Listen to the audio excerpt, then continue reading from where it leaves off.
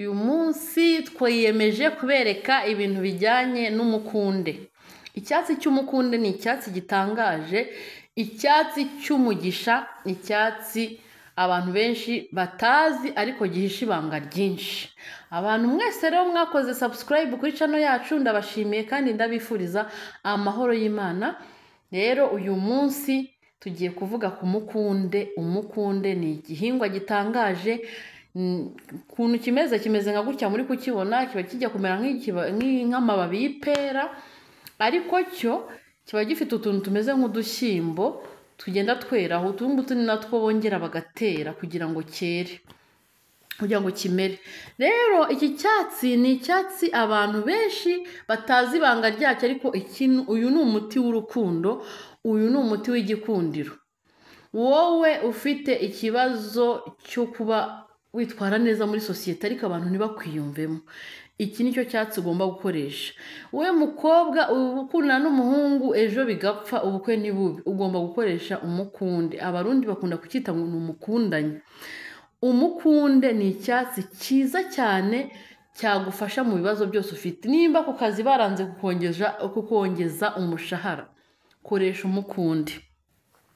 Niba unyura ku bantu ntibakwiyumvemo, ntibakwereke urukundo, koresha umukunde, byose bizakemuka. Iki ni icyatsi Imana yaremye kugira ngo kitugirire akamaro. Ntimukagisuzugure, buriya abakurambere bacu bari bafite ubwenge. Umukunde nicyo kintu uzakoresha ukagira igikundiro, ubuzima bwawe bukagenda neza. Uti rero uzagikoresha gute? Biroroshye kugikoresha, urumva biroroshye kugikoresha kuko ni ibyatsi. Uragenda ahantu biri, uzagenda, abantu benshi baba bakizi, urumva. Gusa wabereka kano gafoto, warebera kuri kano gafoto, uzagenda uvuge ngo ndashaka umukunde, bawugusoromere.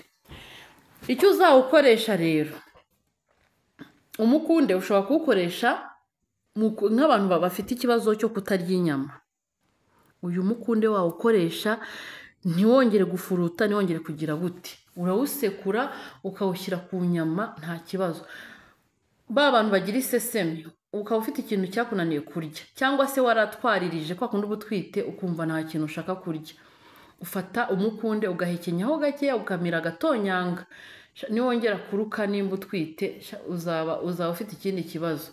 Hanyuma umukunde rero, nimba ushaka ko uguha igikundiro mu buzima busanzwe, ukuntu uzawugenza, uzagenda ushake bino bibabi byawo, nurangiza ubifate ubisekure.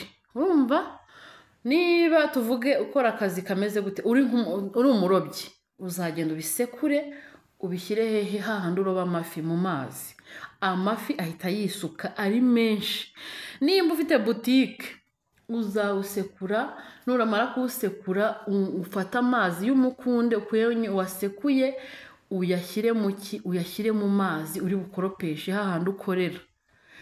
Umugisha, umukunde uzahita uza. Kandi noneho niba ushaka igikundiro, tuvuge ushaka nko gukora ubukwe, uzawufata uwanike, urumva, nurangiza uwusekure neza wumye, byuma vuba. Uwusekure, nurangiza uwushyire agafu kawo, ukabike ahantu mu gacupa cyangwa mu gashashi, ujye ukuraho gakeya ukarabe mu mazi. Ushobora gufata amazi ukayashyushya, akazuyazi ugashyiramo akayiko k'umukundi, ako gafu nyine waseye, ubundi ugakaraba. Uzajya ukaraba rimwe ku munsi, nta kibazo. Umukunde uzahita uguha igikundiro. Kandi noneho iyo umaze kuwukaraba, wirinda twiyaturiraho amagambo ubonye yose, wiyaturiraho amagambo uzi ko icyo ushaka nicyo wiyaturiraho. Nimba ushaka gukora ubukwe, uziyaturiraho bya bindi byose ushaka. Nimba ushaka ko umuntu agukunda, uziyaturiraho bya bindi. Nimba uri umusore ujya gutereta umukobwa ukamubwira ati ngenda ashaka ko tubana, ukabona ntabwo bimurimo, uzawukarabe, uwushyira mu mazi, agafu mu mazi, ubundi ukikarabira. Kandi noneho ukawukaraba uzi ko muri busuhuzanye. Noneho iyo umaze kuwukaraba, wiyaturiraho amagambo y'umugisha, ukavuga ati Mana ndagushimye ko waduhaye ibimera byiza biduha igikundiro, ibiki n'ibiki. Noneho warangiza ukagenda ugasuhuza wa wundi, umva bihita bikora, ni nka maji ako kanya bihita bikunda. Uzabikoreshe uzambwira. Ni ukuvuga ngo biroroshye, ni ikintu ushobora gukora. Umva igihe icyo ari cyo cyose, ni ibyatsi bisanzwe byemewe kuribwa, ntabwo byica. Ushobora no gukoresha agafu kawo. Umva erega hari n'igihe uba ufite inyatsi, urumva n'amarozi akugendaho wowe utabizi. Uzi ko hari igihe umurozi aza akakuroga uri uruhinja wa? Uzi ko umurozi ashobora kukuroga uri umwana w'umukobwa w'imyaka 3 akakuroga kutazigera ushaka? Uyu mukundo uhita ukuzirura, wowe uzizirure. Urumva umukundo uzakuzirura ya marozi y'umupfumu n'amarozi aba baragushyizeho abarozi. N'icyangiro, icyangiro barakiroga. Ntabwo murabona abakobwa beza ariko ugasanga kugira ngo abone umuntu wamwiyumvamo n'ikibazo. Abasore beza ugasanga kugira ngo abone umukobwa wamwiyumvamo n'ikibazo. Ugasanga umuntu arakora akavunika ntako atagira, ariko wapi inyatsi. Urumva umukunde rero ni icyatsi cy'amahirwe cy'igikundiro. Inyatsi itikuvaho pya nk'ako kanya. Nimba ukora ukabona ku kazi, wapi ni wowe uvunika cyane, ariko n'ubundi si wowe uhembwa menshi. Ni wowe ukora amajoro n'amanywa ucuruza ariko ntiwunguke ntacyo ugeraho. Koresha umukunde, abakiriya bazisuka. Umva ubure naho bakwiza, ahubwo uzabinuba. Uzagenda ufate ujye ukaraba, numara kukaraba unafate ifu. Niyo yoroshye kubika. Ubundi ufata ibibabi byinshi ukabyanika, ubundi ukajya ufata ukabisekura. Iyo maze kuma ukabisekura mu gasekuru nka kariya tujya dusekuramo tungurusumu kakanoga. Ukajya ufata akayiko nk'uko ushyiramo omo mu mazi yo gukoropa, ugakoropesha ya butike yawe cyangwa ya bizinesi yawe. Umva abakiriya bazisuka, inyatsi zakuvaho. Umva bizagutungura. Ndagusabye ntusuzugure iki kintu, uze kubikora.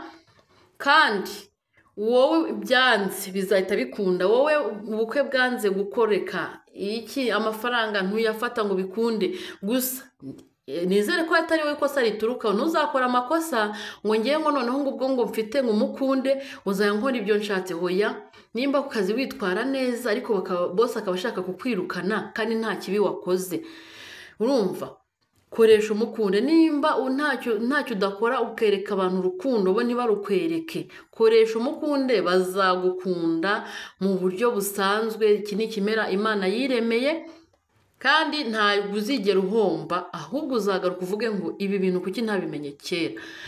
Rero ikijyanye no kuvuga ngo amarozi ibiki n'ibiki cyose, imyuka mibi, amarozi bikugendaho, bizagenda nka nyomberi na wa murozi wakurogaga. Ahubwo azajya yibaza se byagenze gute ko namuzinze nkaba mbona ahubwo ari bari gutera imbere. Umukunde nicyo cyatsi cyonyine kizagukemurira icyo kibazo. Nuko rero nizere ko mbabwiye ibyiza by'umukunde kandi birabanejeje. Mukore subscribe, mukore like, mukore share, mukore comment. Video muyohereza abantu bose b'inshuti zanyu. Wasanga hari abantu bafite ikibazo mutabizi. Wowe nimba ibyawe byaratunganye, reba inshuti yawe ifite ikibazo, yohereze video umubwira ati reba aka video, dore impamvu ubukwe bwawe buhora bupfa, nizanyatsi baguterereje. Reba aka video ukoreshe umukunde, kandi mwese muzagaruka mumbwira ati byarakunze. Yego, murakoze cyane. Rero ntago nshaka kubatindira, ntago nshaka kuvuga amagambo menshi. Icyo mbisabiye ni subscribe.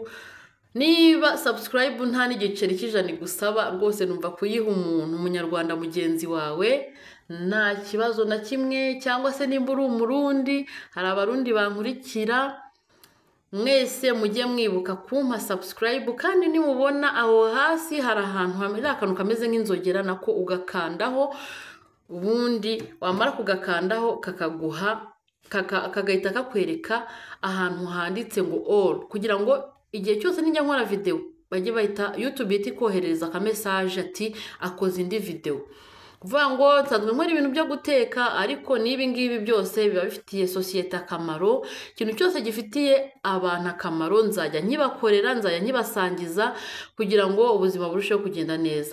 Murakoze cyane, naho ubutaha. Bye bye.